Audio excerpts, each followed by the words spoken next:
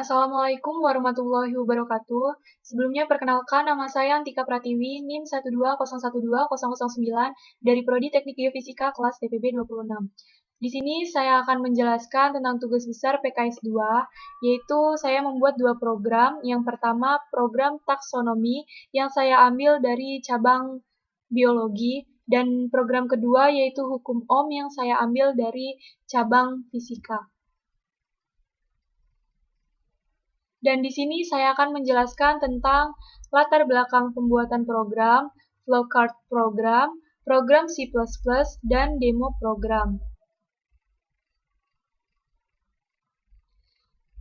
Dan yang pertama saya akan menjelaskan tentang latar belakang program taksonomi. Taksonomi sendiri merupakan cabang biologi yang mempelajari tentang tata cara pengelompokan seperti menelaah penamaan, perincian, serta juga pengelompokan makhluk hidup dengan berdasarkan persamaan dan pembedaan sifatnya.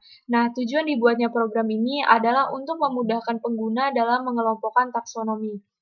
Taksonomi mempunyai tingkatan, yang pertama spesies, yang kedua genus, yang ketiga famili, yang keempat ordo, yang kelima phylum, dan yang keenam kingdom. Dan yang kedua, saya akan menjelaskan tentang latar belakang program hukum Ohm.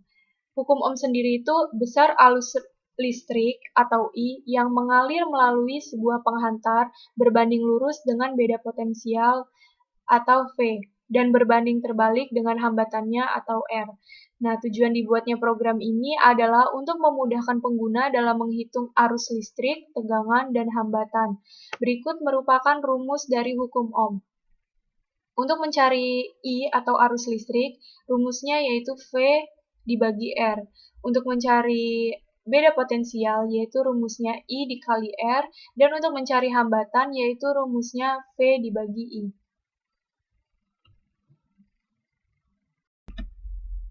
Sekarang saya akan menjelaskan flowchart dari program biologi. Yang pertama di sini start, ada integer, ada string, kemudian masukkan kode, kemudian lalu for, ada for di sini. Jika for-nya true, maka data diri tadi akan muncul. Kemudian setelah itu dia akan pergi ke proses pemilihan ini. Kemudian dia ke if. Jika if-nya T sama dengan 1 ini ketika user menginputkan angka 1. Nah, jika if-nya true ini, maka dia akan melakukan proses-proses yang ada. Jika if-nya ini false, maka dia akan masuk ke else if. Jadi bedanya jika if-nya true itu dia masuk ke if, jika if-nya itu false, dia masuk ke else if. Kemudian di sini muncul kode bahwa user ditanya ingin mengulang program atau tidak. Jika ingin mengulang, ini menggunakan perulangan while. Jika ingin mengulang, user disuruh menginputkan huruf ya, lalu program akan berlanjut kembali. Jika tidak ingin mengulang, ini ke false, berarti program akan segera berakhir. Dan sekarang flowchart dari program fisika. Start seperti awal tadi, kemudian for, ini masukkan data diri lagi, kemudian baru masuk ke do. Di dalam do ini ada proses di mana user disuruh menginputkan angka 1, 2, atau 3, kemudian masuk ke if ini jika pilihannya 1, jika true maka user akan disuruh menginputkan angka. False, jika false maka false ini ketika user menginputkan angka 2, 3, dan di sini ada else pilihan error itu ketika user memasukkan angka selain 1, 2, 3. Kemudian di sini ada kode lagi di mana user disuruh mengulang atau tidak. Jika ingin mengulang maka kembali lagi, dan jika tidak maka program akan berakhir. Sekarang saya akan menjelaskan program 1 saya, yaitu program biologi tentang taksonomi. Di sini seperti biasa input IOStream dan using namespace std. IOStream sendiri itu merupakan header untuk fungsi input output. Kemudian using namespace std itu untuk mendeklarasikan compiler C++ bahwa kita itu akan menggunakan semua fungsi atau kelas atau file dalam namespace std. Kemudian di sini ada integer main, integer variable t, n, bk, kemudian string cabang. Lalu di sini ada do, di dalam do itu ada cout. Di cout ini merupakan program meminta kita untuk memilih angka 1 ataupun 2. Lalu kemudian cin. Lalu di sini ada if t sama dengan 1. Di sini maksudnya itu jika user menginputkan angka 1, maka dia akan muncul cout. Anda memilih hewan A vertebrata dan kemudian program meminta user untuk memasukkan banyaknya data jenis hewan A vertebrata yang akan disimpan nanti. Kemudian cin. Lalu di sini ada string text. Array di sini ada array 7. 7 di sini itu jumlah dari kingdom, divisi, kelas, ordo, family, genus, dan spesies. Lalu kemudian di sini ada for integer i sama dengan 0. I sama dengan 0 ini merupakan indeks yang dideklarasikan sebagai variabel bilangan bulat dengan nilai awalnya itu 0. Kemudian i kurang dari 0, i kurang dari n ini merupakan perulangan yang akan berlanjut asalkan i-nya kurang dari n. Kemudian cout, masukkan nama hewan, lalu cin, hewan, ini variabel.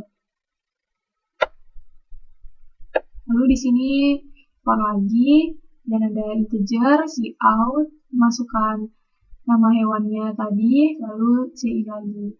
Ini sebagai pembatas.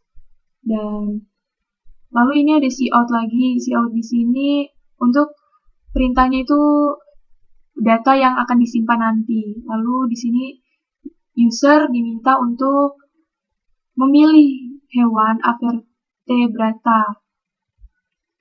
Lalu di sini ada cout lagi, data hewan yang dipilih itu akan muncul. Lalu di sini ada for integer. Lalu di sini ada else if. Else if t sama dengan 2. Else if ini dia akan muncul ketika user menginputkan angka 2. Lalu setelah user menginputkan angka 2 akan muncul cout, Anda memilih hewan vertebrata. Lalu user diminta untuk memasukkan banyaknya data jenis hewan vertebrata. Lalu di sini tadi sama, array 7. Di sini juga sama seperti tadi. Lalu di sini ada cout, silahkan pilih data vertebrata. Nah, di sini tuh kita harus memasukkan berapa jumlah data yang kita pilih tadi. Lalu di sini sama seperti tadi. Nah, di sini ada percabangan else. Jadi, percabangan else ini ketika user menginputkan selain angka 1 dan 2, maka program tidak terbaca. Lalu di sini cout. Di sini ada cout. Program bertanya kepada user apakah ingin mengulang program. Jika user ingin mengulang program, maka user harus mengetikkan kata ya. Nah, dan jika user tidak ingin mengulang, maka mengetikkan kata tidak. Sekarang kita run.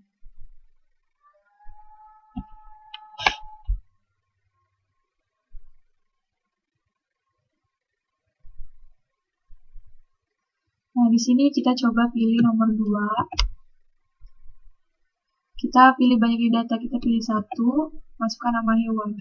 Kita misalkan kucing, kingdom dari kucing misalnya ABC, film dari kucing misalnya BCD, kelas dari kucing kita misalkan SEA, masukkan ordo dari kucing itu kita misalkan CAE, kemudian family dari kucing itu kita misalkan SDA, dan genus kita misalkan XYZ, dan spesies kita misalkan XYZ.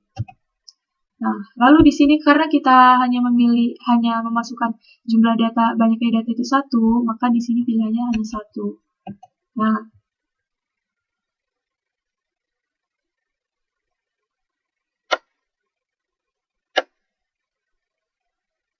lalu di sini user diminta mengulang atau tidak. Misalnya saya mau mengulang ya, maka program akan mengulang seperti awal. Dan untuk program kedua di sini masih sama, input IOStream using namespace std. Lalu di sini data diri saya menggunakan array. Nah, di sini di dalam do ini ada cout. Cout-nya ini untuk menghitung besarnya arus, tegangan, dan hambatan. Di sini kita diminta menginputkan angka 1, 2, ataupun 3. Lalu di sini ada if, pilih sama dengan 1 ini maksudnya jika user menginputkan angka 1 maka akan muncul cout besar arus I. User diminta untuk menginputkan angka arus, kemudian menginputkan hambatan R, lalu di sini cin bilangan. Nah, di sini ada rumusnya, bilangan array 2 sama dengan bilangan 0 array dikali bilangan 1 array. Di sini maksudnya seperti rumus pada umumnya.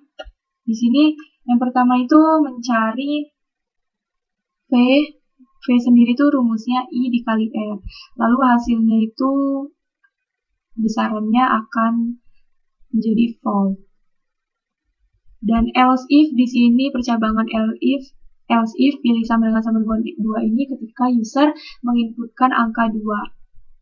Lalu di sini ada cout, masukkan besarnya tegangan, di sini masukkan besarnya hambatan. Di sini rumusnya itu untuk mencari I itu rumusnya V dibagi R. Dan hasil dari I itu besarannya ampere. Kemudian else if pilih sama dengan 3 ini ketika user menginputkan angka 3, lalu user diminta untuk memasukkan angka tegangan dan angka arus. Di sini menghitung R atau hambatan, lalu di sini ada rumusnya yaitu F dibagi I. Hasilnya yaitu besarannya adalah ohm. Lalu di sini ada percabangan lagi, else atau pilihan error. Nah, pilihan error ini ketika user menginputkan angka selain 1, 2, dan 3, maka program akan error. Di sini terdapat 3 percabangan, yaitu if, else if, dan else itu. Lalu di sini cout N, lalu ada cout, tekan Y untuk mengulang. Jadi user diminta untuk menginputkan huruf Y jika user ingin mengulang program, dan jika ingin tidak mengulang program maka gunakan huruf selain Y. Mari sekarang kita run.